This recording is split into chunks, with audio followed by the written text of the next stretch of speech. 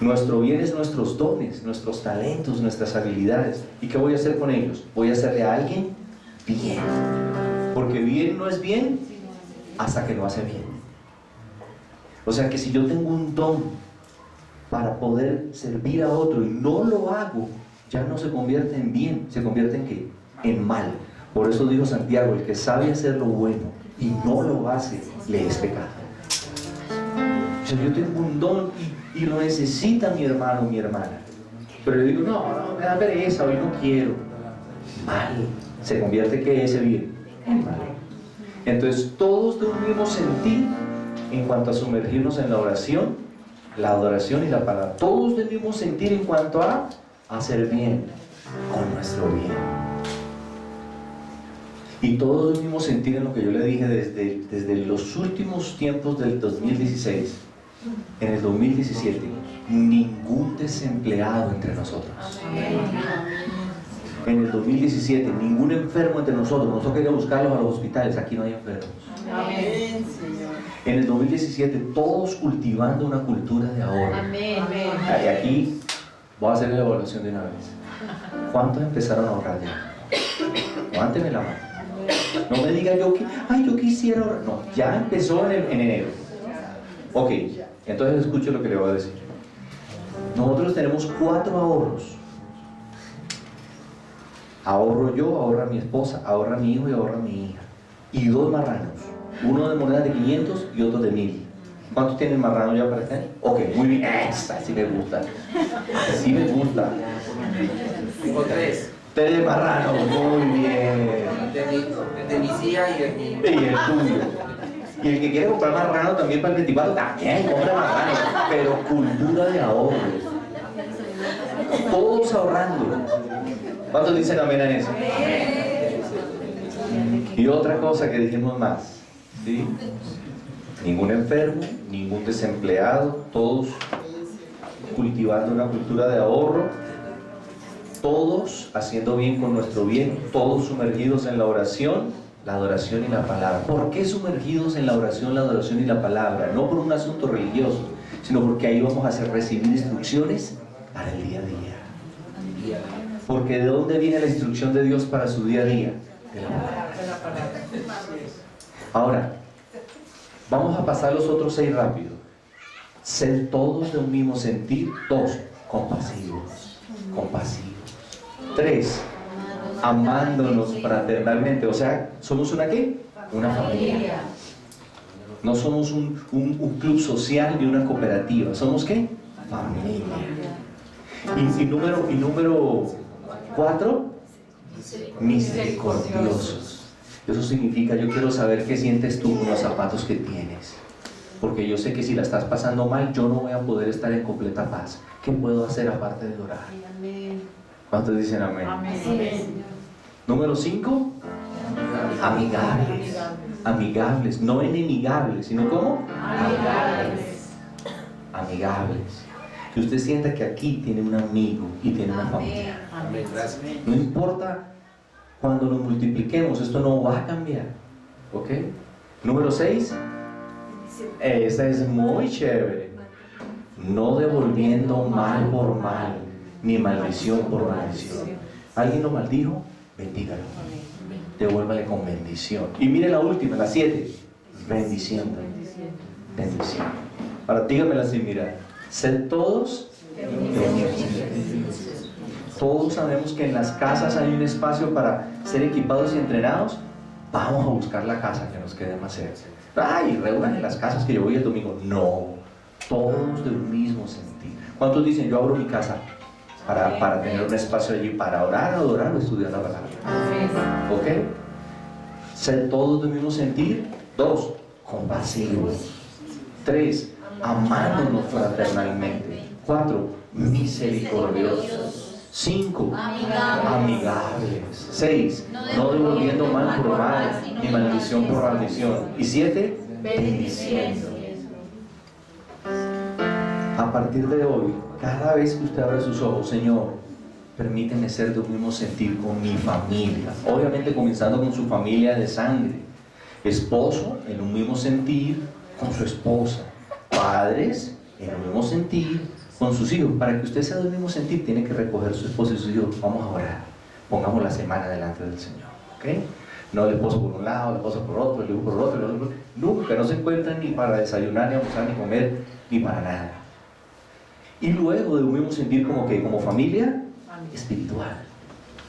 ¿Ok? Entonces, ya lo tenemos claro. Mañana diga, Señor, déjame hacer un mismo sentir con mi esposo, porque la Biblia dice, no pueden andar dos juntos si no están de acuerdo. Con un amigo, la novia, la esposa, el socio, si usted no está de acuerdo, eso se va a formar un ¿qué? Choque de trenes. Entonces usted mañana va a decir, Señor, yo quiero usted el mismo sentir con la gente más íntima que yo tengo. Dos, dame tu compasión, porque por nosotros mismos no podemos movernos en esto. Señor, yo quiero amar fraternalmente hasta los que me cuesta amar. ¿Sí? 4, Señor, quiero ser misericordioso. 5, yo quiero ser amigable, Señor, con la gente. Miren, mis amados, yo he tenido que orar hasta por mi cara. No porque yo piense que soy feo, sino porque yo era muy mal geniadito de chiquito. Señor, no permita que la gente piense que yo estoy bravo o que estoy mal geniado. Señor, por favor, yo quiero que mi rostro sin hablar ministre, bendiga. Le diga a la gente, conmigo tienes un espacio para hablar, no que le diga, ni se me acerque con mi cara. Entonces, mis amados, Dios nos va a dar esta gracia. ¿Cuántos saben que es así? Amén. 7 cositas. Cuando se le olvide, vuelva a mirar en 1 de Pedro 3, 8 y 9. Ok, esa era la instrucción. Pero yo siento que hay algo que se nos viene encima, que es muy poderoso. Entonces mire la oración que estoy haciendo por todos mis discípulos. Señor, déjale ver a mi amigo, a mi amiga, a mi discípulo lo que sus ojos nunca habían visto. Amén. Esa es mi oración. Déjale oír lo que sus oídos nunca habían oído. Usted sabe que eso está en la palabra, ¿cierto? Está en Isaías 64 y está en 1 de Corintios capítulo 2. Y que nunca había subido a su corazón. Dice el Señor que estas cosas que nunca sus ojos habían visto, ni sus oídos habían oído, ni había subido a su corazón, son las que Dios tiene preparadas para los que esperan y lo aman. Amén. ¿Cuántos quieren ver cosas que nunca habían visto? Amén. Termino con esto. La reunión en Medellín, Manto Medellín, comienza a las 9. O sea que ellos llevan ¿cuánto? 2 horas, ya están terminando. Los pastores de Medellín son discípulos que estuvimos entrenando 12 años antes de establecerlos como pastores. Pagaron un precio alto, fueron pastores de jóvenes 12 años. El pastor se llama Mario González, es un ingeniero mecánico, pero él nunca ejerció mucho la ingeniería mecánica porque se metió más por el ramo de los seguros. Además de eso, como muy parecido a Andrés, que aparte de ser un médico brillante es pintor y es músico, este es pintor, el pastor de Medellín es pintor, pero no pintor de brocha gorda, ¿no? Sino pintor, con todo respeto con los pintores de brocha gorda, ¿no? Que están aquí, pero este es de cuadro. Escúcheme esto que le voy a decir. Él trabajaba para una multinacional de seguros que se llama AIG Seguros. Pero luego dijo, Señor, yo me quiero independizar. Entonces la multinacional le dijo, bueno, listo, monte su franquicia. Es la franquicia de AIG Seguros más próspera de toda Colombia. Pero es de él ahora. O sea, él da la comisión a la empresa, pero él, en 2 años, luchando con esfuerzo y valentía, levantó la franquicia particular de AIG Seguros más próspera del país. Ese es el pastor de Medellín. ¿Cuántos lo quieren conocer? Amén. Porque vamos a ganarnos a toda la familia de usted que tiene Medellín. Amén. Vamos a visitarlos. ¿Ok? Y su esposa es profesora del colegio cristiano más reconocido en Medellín, que se llama el Colombo Sueco. ¿Ok? Pero mire el testimonio. No solamente que ellos son gente de Dios que da testimonio en su entorno. Ella me dice, mire, ella a su papá le dice mi papá y a mí me dice el papá. Y me dijo esta semana el papá, jamás había visto a Mario tan feliz sirviendo al Señor como ahora que es pastor de manto de adoración. Casi ni duermen pensando en la reunión del domingo. Así que yo quiero, mis amados, que usted se llene de expectativas. Pero la enseñanza de hoy le va a dar la razón de por qué usted a veces no es tan apasionado ni tan apasionada. ¿Qué le quiero enseñar? Le quiero enseñar lo siguiente. Ojo, aquí sí no quiero que se me muevan, solo el que está cuidando los cantos. Le voy a decir 3 cosas. No discípulos, discípulos irreales y discípulos reales. ¿Quiénes son no discípulos? ¿Quiénes son discípulos irreales? ¿Y quiénes son discípulos reales? Y usted va a dejar que el Espíritu Santo le diga al final de esta enseñanza. Tú estás en este grupo. Usted solito va a dejar que el Espíritu Santo le diga, tú eres discípulo irreal. Señor, ¿cómo así? Sí. Y a otro le irá a decir, ¿cómo? Tú eres discípulo real. Sostente ahí, no te vayas a echar para atrás. Pero otros van a llegar a esta conclusión. Yo estoy en la transición entre discípulo irreal y discípulo real. Porque yo estoy seguro que en este lugar no hay ninguna persona que no sea discípulo. ¿Ok? ¿Ustedes creen lo mismo que yo? Muy bien. Juan capítulo 8. La Biblia física. Prohibido usar Biblia en celular o tableta aquí los domingos. Física. El que no tenga Biblia, vamos a hacer una inversión. Y si en este momento no tiene para comprar una, se la compramos. Porque eso es una familia. Título de la enseñanza: no discípulos, discípulos reales, discípulos irreales. Ese es el título de la enseñanza. Evangelio de Juan, capítulo 8. Ustedes van a hacer una cosa que la hacen algunos que utilizan en su celular esa aplicación que se llama YouVersion, ¿no? Entonces todos los días YouVersion le da a los que tienen teléfonos con aplicaciones un verso que se llama versículo del día, para que usted aproveche, lea todo el capítulo, dele una pasada rápida y va a ser más enriquecido. Yo voy a usar un solo verso para explicarle lo que le quiero explicar, pero voy a rematar con el verso 37 del capítulo 8, porque me interesa mucho que usted tenga la esencia de lo que significa ser un discípulo. Dice en el verso 31, dijo entonces Jesús a los judíos que habían creído en él. 2 puntos. Aquí está la clave, mis amados. Si vosotros permaneciereis en mi palabra, seréis verdaderamente mis discípulos. Así de sencillo. El Señor Jesús nunca fue una persona compleja que usted dijera, no entiendo. Miren, cualquiera entiende esto. Es más, usted ya se lo aprendió de memoria, pero se lo va a leer otra vez. Dijo entonces Jesús a los judíos que habían creído en él. O sea que ahí había judíos que no estaban creyendo todavía en Jesús como el Mesías. Pero había otro, dentro del auditorio había otro grupo que ya dijo, este es el Mesías. Y lo digo porque ya se estaba escuchando en pueblos y ciudades la fama de Jesús. Y ya se estaba diciendo en conversaciones ahí en alguna de las cafeterías de la época, se estaba diciendo, nunca oímos hablar a un hombre como él. Entonces dice que habían unos judíos que habían creído en él. Ese era el auditorio en este momento. Ese era el auditorio en el momento. ¿Y qué les dijo Jesús cuando vieron que realmente habían creído en él? Si vosotros permaneciereis en mi palabra, seréis verdaderamente mis discípulos. Ahora, ya no lo tienen que mirar. Ahora díganmelo usted. Cierre la Biblia y saque el cuaderno de notas, porque aquí vamos a empezar a tomar notas. ¿Quién necesita hoja? Se la regalo. ¿Quién necesita una hoja? Dianita. ¿Alguien ahí? un dador ahí que le pueda pasar una hoja de Anita, por favor? ¿Y quién necesita feo? Esta es la única congregación donde usted toma café y come arepas y llega temprano.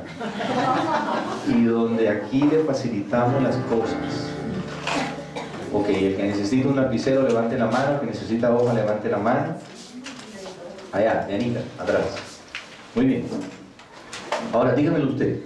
Si permaneciereis en mi palabra, seréis verdaderamente mis discípulos.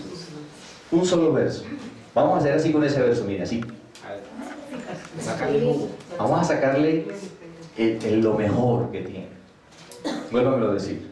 Si permaneciereis en mi palabra, seréis verdaderamente mis discípulos. Cuando Jesús dice verdaderamente, está diciendo que hay unos que no son discípulos verdaderos. Entonces aquí ya se parten dos. No creo que haya alguien que no sea discípulo, pero aquí ya estamos en los dos grupos. O soy verdaderamente discípulo de Jesús, o no soy. O hoy voy a decir, Señor, arranco la transición para ser de no verdadero discípulo, verdadero discípulo. Entonces, mire, una de las cosas que usted debe hacer cuando estudia un texto de las Escrituras es hacerle preguntas al texto. Una de las claves de Jesús como un comunicador revolucionario es que hacía preguntas claves. Y como ustedes día a día se van a ir convirtiendo en comunicadores revolucionarios, de verdades revolucionarias, entonces le vamos a hacer 5 preguntas a este verso. ¿Cuántas preguntas le vamos a hacer? 5. Primera pregunta, esta me encanta. ¿Qué significa ser un verdadero discípulo? ¿Qué es eso? Explíqueme eso porque yo necesito caminar en esa verdad. Segunda, ¿a qué se refiere Jesús con la frase mi palabra? Porque ¿cómo es que dice el verso? Pues vamos a decir, si permaneciereis en mi palabra. Entonces, ¿a qué se refiere Jesús con mi palabra? Esa es la segunda pregunta. Tercera, ¿qué significa, si ya sabemos qué es mi palabra, qué significa permanecer en esa palabra? Porque yo necesito que me expliquen para entender ese texto. Cuarta pregunta, ¿qué significa permanecer como tal? ¿Qué significa en y qué significa permanecer en? Porque las dos cosas tienen una respuesta. Y quinta pregunta, ¿qué significa permanecer allí? Se la voy a repetir de nuevo. Una, ¿qué significa ser un verdadero discípulo de Jesús? ¿Qué es eso?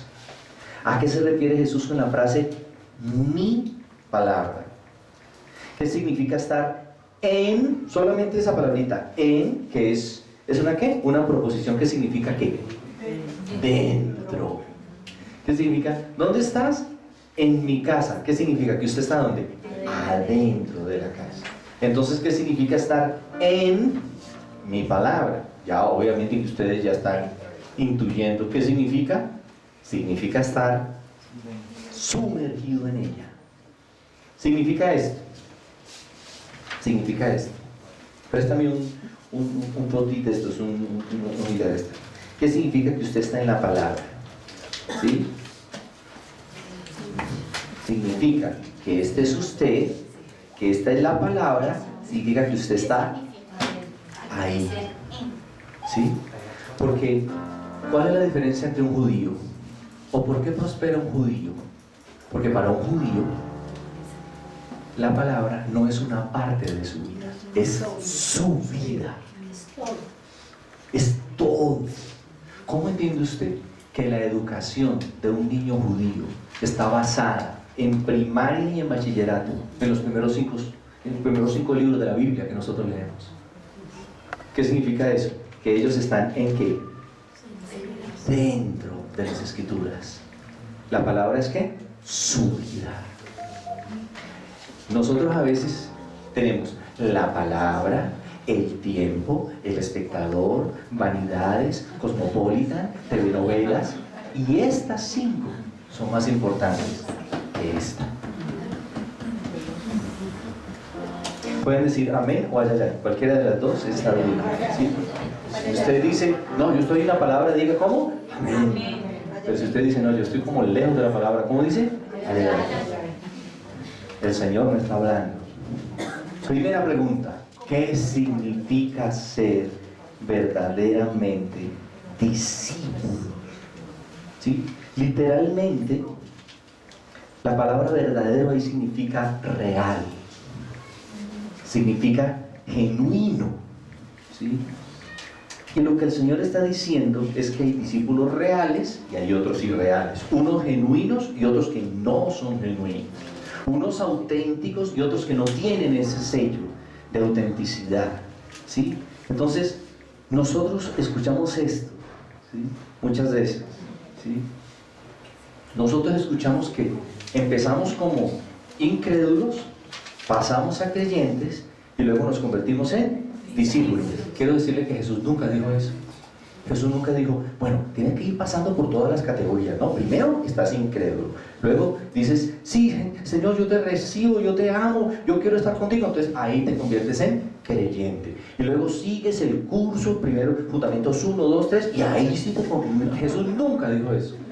Y usted lo escucha en todas las iglesias. No, hasta ahora eres creyente. Pero si sigues así de bien, te vas a convertir en discípulo. No. Verdadero creyente, verdadero cristiano y verdadero discípulo para Jesús es lo mismo. Pero lo que está diciendo él aquí, efectivamente, es que para Jesús toda fe no es real.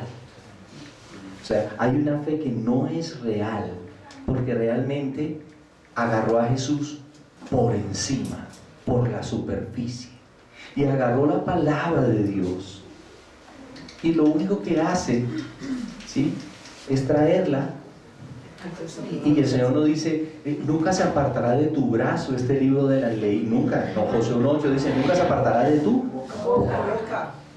Entonces hay gente que agarró al Señor, pero lo agarró por encima. En cambio hay gente que cuando conoció al Señor, que dijo, Señor, lo que me cueste, pero jamás te dejaré. Amén.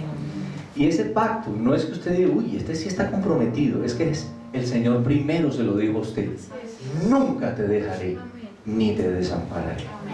O sea que lo que nosotros estamos haciendo es respondiendo a un compromiso que Él hizo, que lo llevó a la cruz. ¿Cuántos han conocido un amor tan apasionado que alguien dé su vida por ustedes? ¿Ninguno? Ahora quiero recordarle esto. Hay un salmo que dice, has puesto tu palabra al mismo nivel de tu nombre.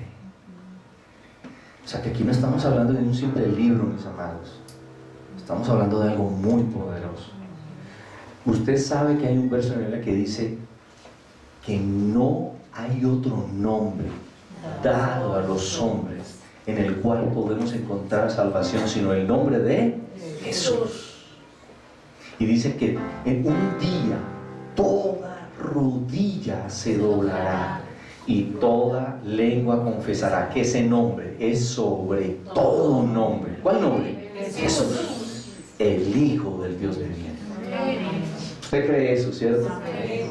Quiero mostrarle, Señor me ayude a llegar a ese salmo. Salmo 138. Porque lo que yo le diga, usted me tiene que preguntar, ¿dónde está eso en la Escritura? Si no, la enseñanza que usted escucha se llama inspiracional y motivacional, pero no una exposición bíblica.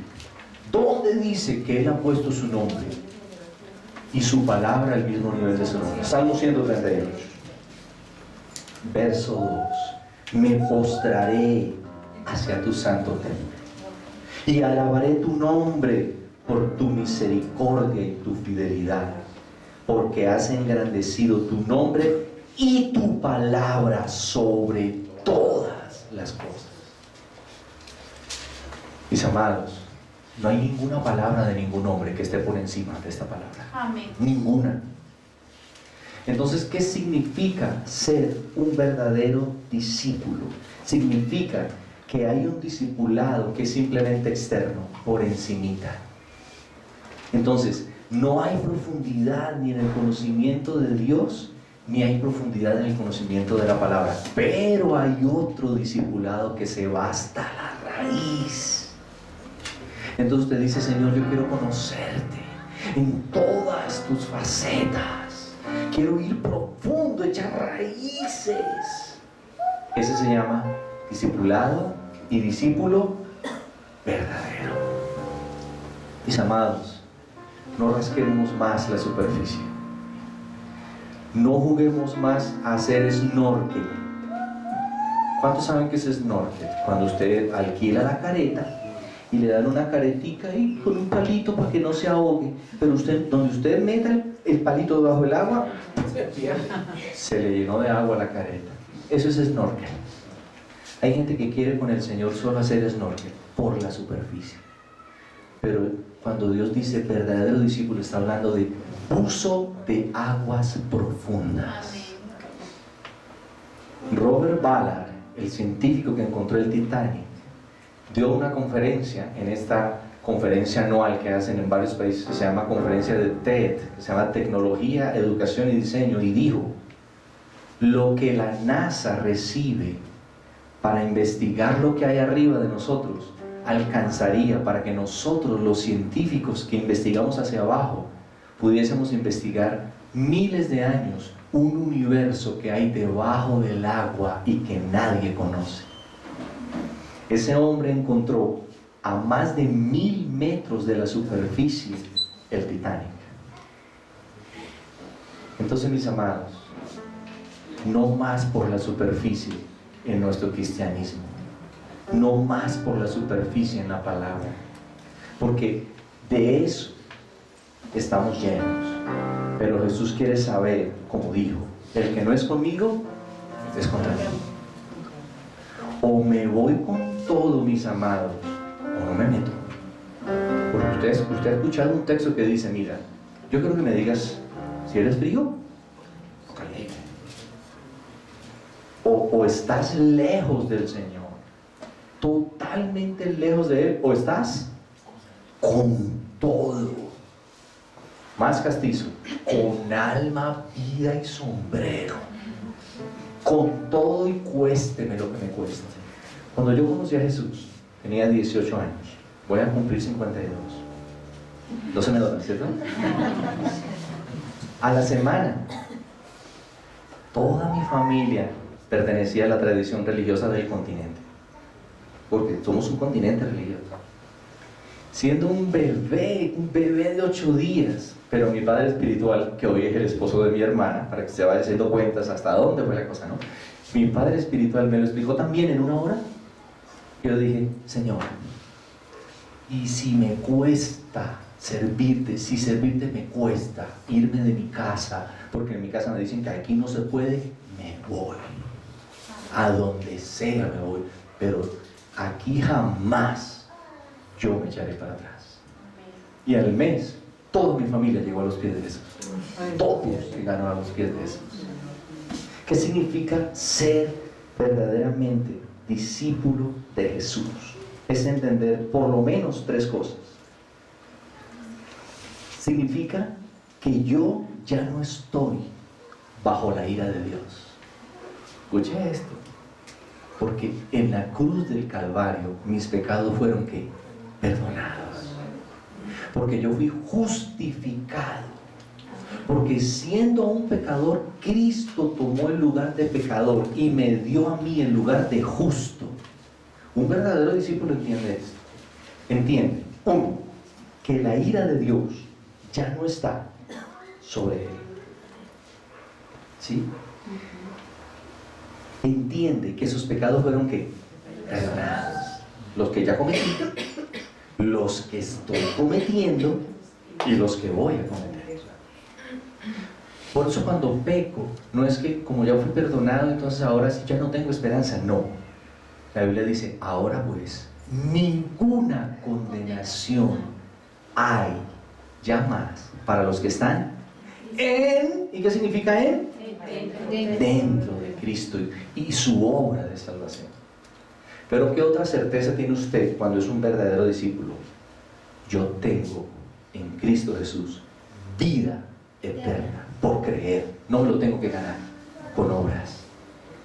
Ahora las obras que yo hago las hago por amor y por gratitud. No va a ganar nada, porque en Cristo me lo gané todo.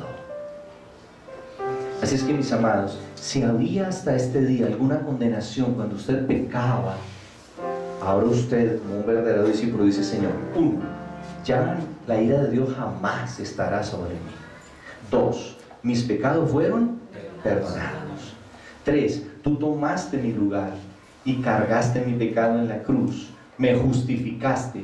Debiendo haber sido yo muerto por mi pecado, tú tomaste mi lugar y fuiste muerto tú, para que yo viviera eternamente. Eso lo tiene claro un verdadero discípulo de Jesús. Lo tiene absolutamente claro.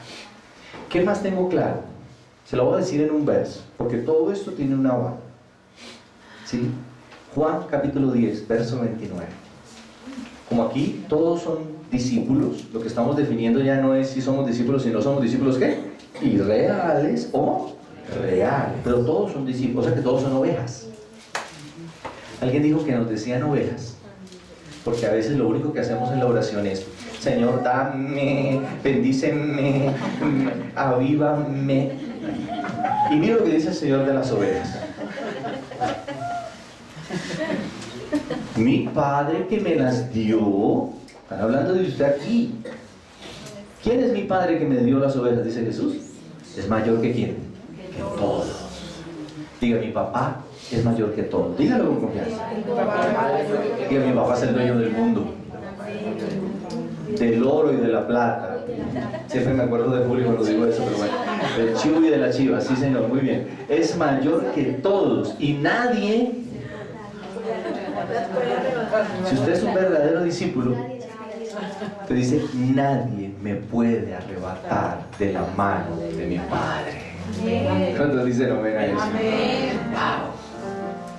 Cuando usted dice: ¿usted qué es? Soy un verdadero creyente, soy un verdadero cristiano y soy un verdadero discípulo y creo que tengo vida eterna por creer en la obra de Jesús. Soy su oveja, nadie me puede arrebatar de su mano. La ira de Dios ya no está más sobre mí, porque en la cruz del Calvario la ira de Dios fue sobre Jesús y mi pecado para que no fuese sobre mí. ¿Cuántos lo tienen claro, mis amados? Amén. Y soy heredero de todas las bendiciones que jamás había imaginado. Contemos cuántas son. La ira de Dios no está sobre mí. Mis pecados fueron perdonados. Soy justificado. Soy una oveja y nadie me puede arrebatar de su mano. Y soy heredero de muchas, incontables bendiciones. Esa es la respuesta a la primera. Eso es ser un verdadero discípulo. Y ahí comienza lo bueno, en la segunda. ¿A qué se refiere Jesús con esas dos palabritas? ¿Cuáles son? Mi palabra. Vamos a volver a mirar. Usted ya se lo sabe. Si permaneciereis en mi palabra, seréis verdaderamente mis discípulos. Casi todos los verbos, cuando usted lee los evangelios, no están en seréis, no están en futuro, están en presente continuo.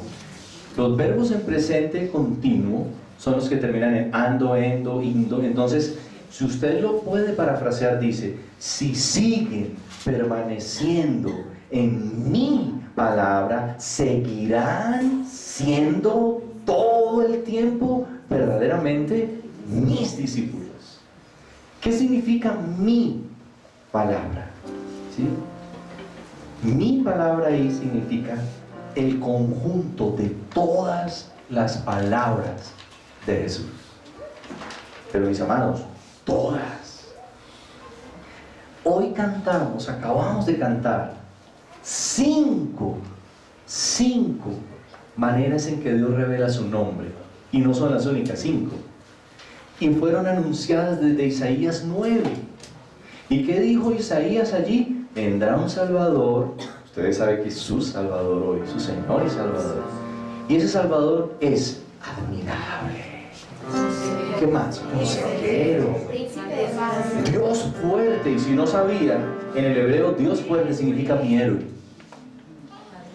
¿Qué cuento Superman, ni Batman, ni Luz Verde, ni Flash? ¿Quién es mi héroe? Jesús, el león de la tribu de Judá. ¿Cómo le dicen? El león de la tribu de Judá. Entonces, admirable, consejero, Dios fuerte, Padre eterno, príncipe de paz. ¿Qué es mi palabra? Es todo lo que Jesús enseña, el conjunto de su palabra, todas sus palabras. Y escúcheme, todas sus palabras llaman la atención ¿sobre quién? Sobre Él. Entonces le voy a decir, aparte de estas 5, 3 o 4, casi todas están en el Evangelio de Juan. Yo soy el pan de vida. Esa es una de las palabras que hacen parte del conjunto de palabras de quién es Jesús. ¿Quién es Jesús? Es el pan de qué? De vida. En Juan capítulo 6, se lo va a leer después en su casa, solamente tome la referencia. Jesús comienza a predicar. En 3 días tiene 15,000 discípulos. Los discípulos están felices. 15,000. Dígame qué pastor se levanta 15,000 en 3 días. Entonces los discípulos están todos, no podemos dejarlos ir. Entonces Jesús les dice, ok, ya comieron, porque acaban de ver un milagro que nunca habían visto, lo que sus ojos nunca habían visto. Comieron, sobró pan, pero a nadie le cabía. Digo, pero ahora yo quiero que entiendan una cosa. Ese no es el verdadero pan. Yo soy el pan de vida. Entonces ya no les gustó, porque ya sintieron que Jesús se iba a ir más allá, no solo la superficie de ver un pan multiplicado, sino que se iba a ir más allá y que las demandas iban a ser mayores. Entonces dijeron, uy, ya sabemos para dónde va. Entonces dice que muchos dijeron que ahí no seguían. ¿Y qué le dijo Jesús? No, pero ¿cómo así? 3 días predicando, 15,000 se van a ir. No, ¿qué le dijo Jesús? Váyanse. Porque casi siempre las multitudes tienen un compromiso muy por ¿dónde? Por encima. A ninguno le gusta echar raíz. ¿Entonces qué le dijo Jesús? Váyanse. Y los discípulos dijeron, pero Señor, ya teníamos una iglesia de 15,000. Imagínate 15,000. Por bajita que se le ofrenda 15,000, imagínate. Y entonces Jesús les dijo, pero por lo menos ustedes no se vayan, por lo menos ustedes todos se queden conmigo. ¿Así les dijo? No. ¿Qué les dijo? Y si ustedes se quieren ir también, váyanse. Porque el que no quiere abrazar todo el conjunto de mi palabra no es verdaderamente mi discípulo. ¿Qué pasa con ese silencio? Y si quieren irse, ustedes también, váyanse. Entonces Pedro, que era el paisa del grupo, Juan, Pedro era el paisa, ¿no? Pero, viene y dice, ¿cómo, Señor? ¿A quién iremos? ¿A quién iremos? Si solo tú tienes palabras de vida eterna, no vamos a ir a ningún lado. Porque jamás habíamos escuchado un hombre cuyas palabras fueran vida, espíritu y vida. Una más, yo soy la luz del mundo. Una más, yo soy el buen pastor. Por eso yo les he dicho algunas veces, si yo soy su pastor, todo les faltará. Pero si el Señor es su pastor, nada les faltará. ¿Y por qué? Porque ¿qué es un pastor, mis amados? ¿Qué es un pastor? Es una oveja que se convirtió en pastor, pero que nunca deja de ser oveja. O sea, que ¿cuántos creen que yo necesito su mismo pastor? El que usted tiene lo necesito yo. Porque si el Señor es mi pastor, mis amados, nada me faltará. Entonces miren que el Señor no se le queda ni una. Miren el conjunto. Yo soy tu pan de vida. Yo soy el que hago lo mismo que hace el pan que te comes en la mañana, a mediodía y en la noche, que te nutre y fortalece. Yo soy el que te nutro y fortalezco en todo lo demás. Y una más, yo soy la resurrección y la vida. Miren mis amados, con esa tendríamos, con esa sola tendríamos. ¿Yo soy qué? O sea que usted puede decir así: Señor, he renunciado a mis sueños. ¿Por qué renuncié a ellos? Tal vez por un mal consejero. He renunciado a mis proyectos. He renunciado a mi visión. Pero tú me dices: yo soy la resurrección y la vida. Voy a resucitar tus sueños que otros te quisieron matar.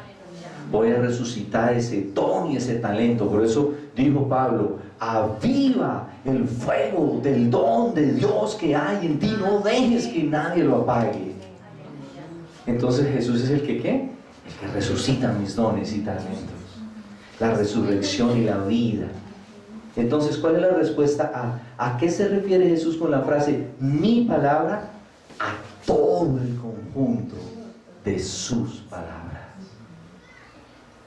¿Cuántos saben? Yo quiero que me levante su mano, pero yo quiero que sea muy sincero. ¿Cuántos sabían que la Biblia dice que Él lo sienta a usted en las piernas? Dígame la verdad, no me levante la mano todavía. Que el Señor lo sienta aquí y lo mima como a un bebé. Yo todavía, mi hija tiene 23 años y yo la siento aquí y la abrazo. ¿Cuántos saben que la palabra dice? ¿Cuántos sabían que decía eso? Levante la mano el que lo sabía. Levántela, déjenmela levantada. Menos de la mitad. Ok. Ahora sí, pregúntame. ¿Dónde está eso? Muy bien, sí señor. ¿Dónde está eso? Porque yo no he visto eso. ¿Dónde está eso? Yo nunca he leído eso. Escuchen, mis amados, no lo voy a decir dónde está. Se lo voy a leer. Ya enseguida le digo. Porque así dice el Señor: he aquí que yo extiendo sobre ella paz como un río, y la gloria de las naciones como torrente que se desborda, y mamaréis, y en los brazos seréis traídos, y sobre las rodillas seréis mimados. Den un aplauso al Señor. Den un aplauso.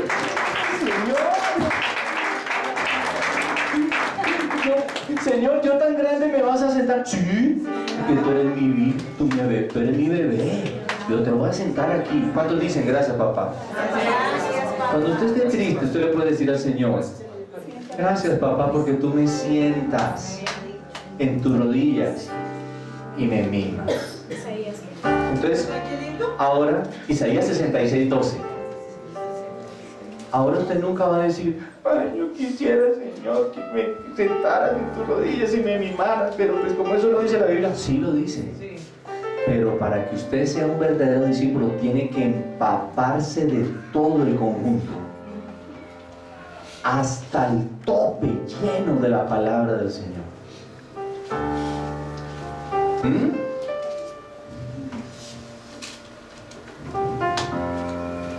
La Biblia dice cosas que usted ha repetido porque se le enseñó a su abuelita. Su abuelita le dijo: ay, mijito, no diga eso de que yo mañana me voy para acá. No, Señor, si Dios quiere. ¿Dónde dice que yo no puedo decir: sí, mira, nos vemos la semana entrante que voy para Cali y luego me voy para... Se va. ¿Y usted dónde le aseguraron que mañana va a amanecer? ¿Quién le dijo que mañana usted no está planeado? ¿Santiago qué? Muy bien. Santiago dijo: ay de estos que dicen mañana iremos y negociaremos y volveremos y nos vemos en 8 días. ¿Y usted quién le aseguró que usted va a llegar? ¿Usted es inmortal o necesita a alguien que le sostenga la vida? No, necesito a alguien. Como le dije yo a un hombre que le quería predicar en un avión, entonces yo vi que él estaba nervioso y él se agarraba de la silla. Entonces yo lo miré y yo me di cuenta: el hombre está listo para recibir al Señor. Pero entonces yo esperé que el avión saliera y de pronto el hombre agarrado de la silla. Yo le dije: ¿sabes qué pasó en este momento? Y me dice: ¿qué? Acabamos de entrar en la soberanía de Dios. Y él: ¿cómo así? Ni tú ni yo sabemos si esto va a aterrizar. Y el hombre me dice: ¿cómo así? Que mira, estamos en el aire, brother. Mira, ¿quién nos asegura que esto va a aterrizar? Solamente el Señor. ¿Quieres conocer al Señor? Sí, yo quiero conocer al Señor. Lo que iba alcanzado ahí, ¿no? Por eso la mamá nos enseñó a decir cómo. Si el Señor quiere, si Dios nos da vida, iremos. Iremos. Si el Señor nos sostiene y nos da vida, ¿qué? Iremos. O sea que hasta lo más elemental está ¿dónde? En el conjunto de su palabra. O sea que usted ya sabe, mi hermano. ¿A qué se refiere Jesús con la frase mi palabra? ¿Al antiguo o al nuevo? Todo. Todo. Todito. Miren lo que vimos ahorita. 7 cosas claves que donde yo las ponga en práctica, con esas 7 yo podría vivir. Ser todos del mismo sentir, compasivos, amándonos fraternalmente, misericordiosos, amigables, no devolviendo mal por mal, ni maldición por maldición, y bendiciendo. Miren, 7 instrucciones, fáciles. Ahora, si ese es un solo verso, imagínense todo el libro. Tercera pregunta. ¿Cuál es la tercera? ¿Qué significa estar en esa palabra? Ay, esta me encanta. Aquí es donde yo pienso que el 95% de los cristianos estamos solamente en la superficie, en lo que significa permanecer. Ok, le voy a decir que es permanecer. Permanecer literalmente significa bisagra. Miren aquí. Si yo le quito esta y las otras 3 bisagras, ¿qué pasa con la puerta? Permanecer significa estar embisagrado con esa palabra. Y hay gente que está absolutamente desconectada de las Escrituras. Mire el problema con eso. Si usted está desconectado de su palabra, está conectado con otras palabras. ¿De quién? Muy sencillo. Todo lo que le venden a usted en televisión, internet y periódicos, todo lo que no sea su palabra, se llama narrativa cultural. Y el 99% de la gente piensa como la narrativa cultural le dice. Entonces le dicen, para que seas un verdadero hombre, tienes que usar esto. Y usted, eso es, voy por eso, mande la tarjeta, no importa, 24 cuotas. Calvin Klein, eso es lo que va a traer la diferencia. Mande la tarjeta, 36 cuotas. Eso se llama narrativa cultural. Pero cuando yo estoy bisagrado a la palabra, entonces yo digo, endeúdese porque usted merece una imagen. No debáis nada a nadie. Señor, provéeme para comprar esto sin quedar ahogado. Pero ¿dónde lo encontré? En el conjunto de su palabra. ¿Qué significa permanecer? Mire, le voy a hacer la imagen. La palabra es como un campo de fuerza. Entonces usted pone en el centro, imagínese usted un círculo gigante, y en todo el centro está su palabra. Campo magnético. Entonces es un campo magnético, gracias, un campo magnético. Usted no se puede ir porque lo empuja. Y le voy a decir 7 cosas que ese campo de fuerza le dará a usted. ¿Sí? Ese campo de fuerza, ¿qué es? Es 1, la verdad de su palabra. 1, la verdad de su palabra. ¿Sí? Cuando usted está en su palabra, usted está en la persuasión de la verdad de la palabra. ¿Qué significa que la palabra lo persuade? Usted dice, yo iba por este camino pensando que era correcto y ahora al leer veo que es este el camino correcto. Por eso dice el proverbista, hay camino que al hombre le parece derecho, pero su fin es camino de muerte. ¿Qué me vuelve a meter al camino correcto? La verdad de la palabra. Acuérdense que aquí estamos definiendo el campo de fuerza. ¿Qué me vuelve a meter? La verdad de tu palabra. Por eso dice, santifícalos en tu palabra. Tu palabra es verdad. Eso es lo primero del campo de fuerza. ¿Sí? 2.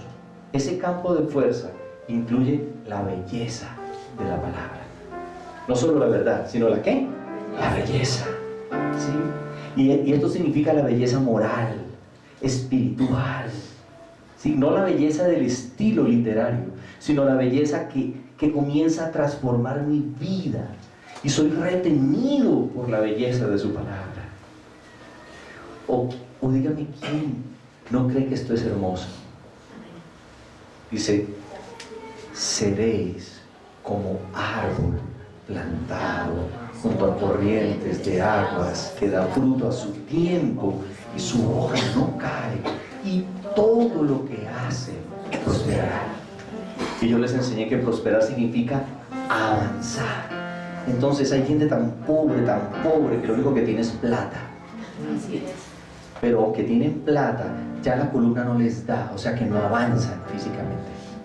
Y aunque tienen posesiones materiales y dinero, emocionalmente están rotos, están solos, no hay nadie a su alrededor. Porque mientras ellos estaban haciendo plata, otros estaban teniendo en cuenta avanzar en todo. Entonces, avanzaron económicamente, pero físicamente fundidos, emocionalmente solos, relacionalmente no tienen gente a su alrededor. ¿Es hermoso o no es bello cuando el Señor dice, quiero que prosperes en todo?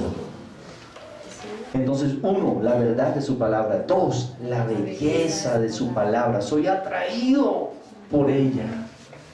Me atrae la palabra porque es hermosa para mí. Número 3, ese campo magnético incluye el valor supremo de la palabra. Yo soy capturado no solo por lo que la palabra dice, sino por la belleza de mi Salvador, por la belleza de Jesús y el valor supremo que es atesorarla. ¿Sí? ¿Qué más incluye el campo de fuerza? Verdad, belleza, valor supremo, y número 4, incluye poder y gracia.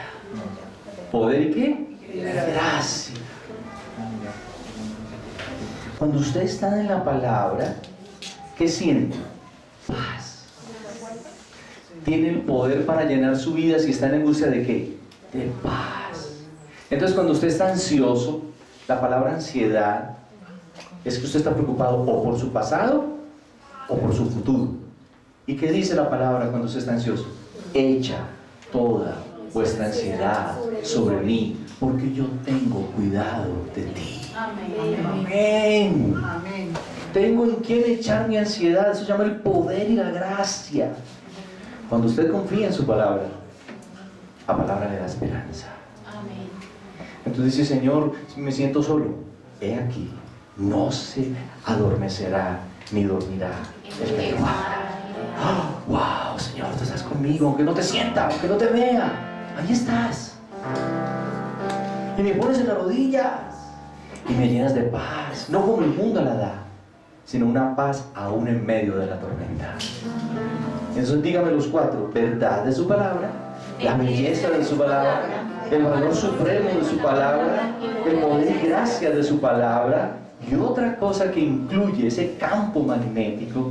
Esta es para que usted se tire al piso a llorar. La palabra como el pan del cielo que da vida y sostiene mi alma. ¿Qué dijo Jesús? Ahí mismo en Juan capítulo 6. ¿Se acuerdan del maná? ¿Qué le dijo Jesús a ellos ahí?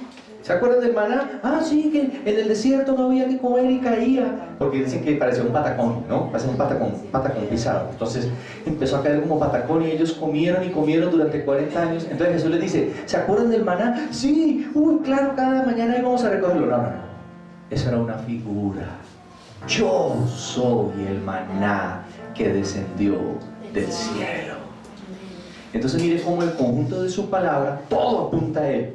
Porque ustedes, ¿qué iban a pensar leyendo en Éxodo? Ay, sí, lo que caía del cielo se llamaba maná. Pero por eso ustedes y yo somos los más privilegiados. Ellos solo conocieron el maná físico, la tortica. Pero Jesús dice, pero ahora quiero que sepan que eso solo era algo que me anunciaba a mí. Yo soy el verdadero maná que fortalezco y nutro su vida y sostengo su alma. Eso es la palabra. O sea, yo me siento que hay un imán que me dice, mi palabra es lo que te va a sostener, lo que te va a nutrir, lo que te va a traer el pan. Porque ¿qué es lo que hace el pan que usted se come? Nutre y fortalece. Aunque le recomiendo mejor la arepa, ¿no? Pero bueno, nutre, sí, pan significa toda la comida que usted se come, ¿no? ¿Cierto? Pan, ¿sí? Por eso dicen los dietistas y los nutricionistas, no, si quieres bajar de peso no es aguantar hambre, es comer bien. ¿Y quién es el que pone esa delicia en la mesa de nosotros? Pero cuando usted esté comiendo, recuerde, esta comida tan deliciosa que hoy me has dado, me va a nutrir y me va a fortalecer, pero tú eres mi pan del cielo, que va a nutrir y fortalecer todo el resto de cosas en mi vida, emocionalmente, espiritualmente, ministerialmente, laboralmente. Vas a nutrir todo.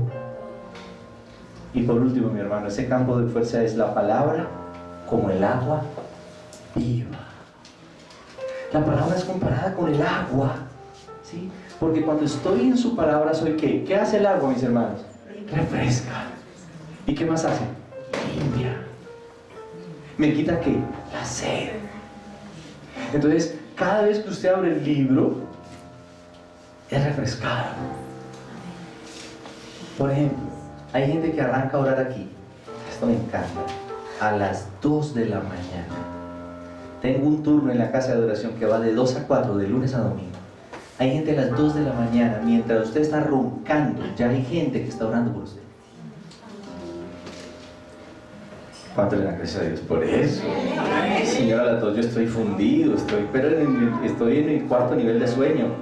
Bueno, a las 2 hay alguien de aquí que ya está orando por usted, porque Dios lo dio a orar a esa hora. Yo le doy gracias a Dios, ¿cierto? Entonces usted abre el libro y dice, Señor, estoy como sediento. Y viene el Señor y le dice, yo soy el agua que te refresca. Las promesas de Dios, wow. Las promesas de Dios. Y por último, la palabra como luz que ilumina y me guía a toda verdad y me encamina por el camino derecho. Entonces ya respondimos las 3 primeras preguntas, ¿cierto que sí? ¿Qué significa ser un verdadero discípulo? ¿Qué significa qué? La segunda. Mi palabra, todo el conjunto de las palabras del Señor. La tercera, ¿cuál era? ¿Qué significa estar dentro de esa palabra? Y la cuarta, ¿qué significa permanecer allí dentro de esa palabra? ¿Qué significa permanecer dentro de esa palabra? En 5 minutos. Significa que usted jamás va a volver a abandonarla. ¿Sí? Hay gente que le dice, uy hermano, hace como un mes que no leo. ¿Y cómo hizo para sostenerse en ese mes? ¿Cómo hizo? ¿Qué lo alimentó? ¿La palabra de quién lo guió? ¿Cómo hizo usted si no leyó en un mes el pan del cielo? ¿Cómo se nutrió? ¿Cómo se fortaleció? Significa permanecer allí dentro de esa palabra, significa ser persuadidos por su verdad. Y esta es la mejor, mi hermano. Y no elevar ninguna verdad por encima de su palabra. ¿Qué pasó en Génesis 3, mis hermanos? Viene el Señor y suelta la palabra. Adán, sí señor. Eva, sí papá. De todos los árboles pueden comer. Ok, Señor. De todo, sí, de todo. Pero del árbol que está en el centro, ¿está claro? Sí, Señor. ¿El cuál? El del centro. Ah, sí, Señor. Pero se ve lindo, sí, pero se ve lindo, sí, pero no lo toquen siquiera. Porque el día que de él comieren, morirán. ¿Entendiste, Ana? Sí, claro, Señor. Que de todos, de todo. Pero yo no sé por qué nosotros, nuestra naturaleza es tan, se lo voy a decir literal, garosa. Porque teniendo el 99.9 de la creación para comer, hasta que les llegara dijeron, ay, pues que se ve que es como tan chévere. Y viene el enemigo y dice, ¿cómo fue que podemos comer de todo? No es verdad. Lo que Dios no morirá, dijo el enemigo. Dios no quiere que ustedes sean como Él. Y ya eran como Él. Imagínense la mentira. Eran ya su imagen y semejanza. ¿Y qué dice el enemigo? No es verdad. O sea, ¿qué pasó en la caída? Que Dios puso la palabra aquí. Y el diablo vino y propuso esta palabra. Y ellos le dieron más valor a esta palabra. ¿Qué es permanecer? Que no hay ninguna palabra por encima de la palabra del Señor. Cuando usted permite que el enemigo o su carne o su propia voz ponga una palabra por encima de la palabra del Señor, mi hermano, muertos. Porque lo que sucedió fue ahí una caída y una muerte. Entonces, y le voy a decir lo más peligroso de esto, mi hermano. Aquí está la palabra del Señor. Y viene otro gran consejero. Préstame tu cuaderno. No, porque esta es la palabra. No, mira, muy linda la palabra, pero yo te propongo esta. Y usted dice, uy, esa está como buena, entonces le doy más valor a esta que a esta. Usted se pone bajo el gobierno de la palabra que a usted le dio más valor. Entonces, estando bajo el gobierno de Dios, cobijados por Dios, vino otra palabra, la del diablo, desecharon la de Dios. Así es que la caída significa que toda la humanidad que no es verdaderos discípulos están bajo el gobierno ¿de quién? Del diablo. ¿Es debido a muerte o no es debido a muerte? Es debido a muerte. Mi última pregunta, mi hermano. ¿Cómo se relaciona permanecer en su palabra y ser verdaderos discípulos? Porque esa es la conexión. Usted ya lo tiene claro.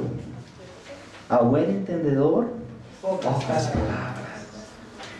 Jesús está diciendo que la marca, oiga, marca en la Biblia es como cuando marcan el ganado. No se puede borrar. Como un tatuaje, pero más fuerte, como la marca del ganado. La marca de un verdadero discípulo es la permanencia, es la firmeza, la perseverancia, la obediencia en el campo de fuerza que es la palabra. Y voy a terminar pegándome un salto del verso 31 al 37. Quiero que pongas Juan capítulo 8, verso 37, porque yo quiero que usted entienda algo que es impresionante. ¿Sí? ¿Leímos cuál? Juan 8, 31. Usted va a leer juiciosito 32, 33, 34, 35, 36 y va a llegar a este. Sé que sois descendientes de Abraham. Dice, pero procuráis matarme, porque mi palabra, ¿qué es mi palabra? ¿El conjunto de qué? De todas sus palabras. Miren lo que le dice, porque mi palabra no haya cabida en vosotros. ¿Qué significa eso? Jesús les está diciendo, ustedes están afuera, ustedes no son discípulos, porque mi palabra no haya cabida en vosotros. ¿Qué significa que la palabra haya cabida en nosotros? Que encuentre en nosotros un hogar. Que cuando la palabra usted la lee aquí y la medita aquí, usted dice, ahora la abrazo aquí. Ahora dejo que mi vida sea un hogar. O sea, esta palabra, después de que usted escuchó otras palabras, usted dice, no, esa no es la palabra del Señor. Esta palabra ya no es más extranjera para usted. Entonces usted es medio regañoncito con su esposa, usted es medio fuertecito con ella, usted le enseñó a su papá, ¿usted qué hace eso? Y se encuentra en Primera de Pedro donde dice, traten a sus esposas como vaso más frágil para que sus oraciones no sean estorbadas. ¡Ah! Con con razón no me respondía el Señor mis oraciones porque es que yo maté a mi esposo. Entonces usted dice, quiero que esta palabra no sea extranjera, quiero que haya un hogar en mí. Nunca vuelvo a maltratar a mi esposa porque yo quiero que todas mis oraciones sean respondidas. Amén. ¿Qué significa que la palabra mora en mí? Lo contrario a decir, sí, muy bonito, pero esta palabra no tiene cabida en mí. Si esta palabra no tiene cabida en usted, toda la palabra del consejo del malo sí tiene cabida en usted.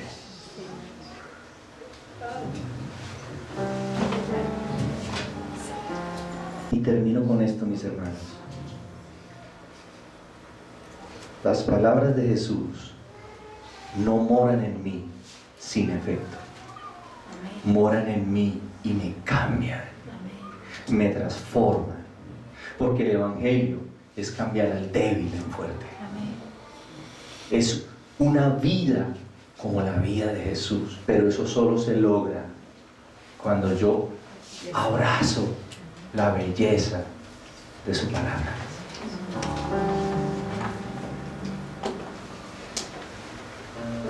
Quiero que repita conmigo el verso, Juan 8:31. Si permanecieres en mí. Cuando yo le diga a mí, haga así. Oh, el conjunto de tu palabra. Así, tiene que ser tienen que recibir esto como niños. ¿Cómo dijo el Señor? Si eres como un niño, el cielo es tuyo, dijo el Señor. Entonces, como niños, si permaneceres en mí. Devuélvase. En mí. A ver, otra vez, está chévere. Seréis verdaderamente mis discípulos.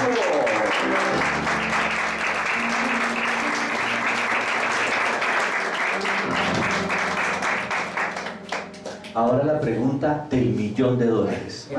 Usted sabe que yo soy una persona próspera. Siempre tengo en mi billetera un billete de $1.000.000. Mírenlo, si no lo conocía. Míralo bien. ¿Cuánto dice ahí, Andrés? $1.000.000. Estos billetes solo los manejamos los que somos verdaderamente discípulos, ¿no? $1.000.000, ¿no? Ahorita se lo muestro al que no cree. No era de 100, ¿no? De $1.000.000. La pregunta del $1.000.000. ¿Usted qué es? Un verdadero discípulo. Muy bien. Una sola. Porque yo les he explicado a ustedes que cuando uno le pregunta a alguien, bueno, quiero que me digas con toda sinceridad, y la posición, sí, ¿eres verdadero discípulo o no? No eres verdadero discípulo. Se demoró mucho. Pero ¿cómo contestó la niña? ¿Cómo te llamas tú, mi amor? Juliana. ¿Qué dijo ella? Verdadera discípulo. ¿Y ustedes qué pasó? ¿Qué le daban a ganar? ¿Qué pasó? Estamos inventando. Entonces ustedes no me respondan. ¿Qué es usted? Si usted ya sabe qué es ser verdadero y no verdadero, ¿qué es usted? O está en la transición. Sean todos de un mismo sentido. Señor, tu palabra en el 2017, a partir del 2017, tu palabra ya no es una parte de mi vida, sino mi vida. Yo quiero que declaremos, antes de salir de aquí, lo que declaramos ahorita en la adoración. Qué canto tan bello que declaramos, que me gustó tanto, pero ya se me fue el mono, que era el que estaba cantando. ¿Se me fue el mono? Sí. Póngase sobre sus pies, ya vamos a salir de aquí. Jimenita va a estar anotando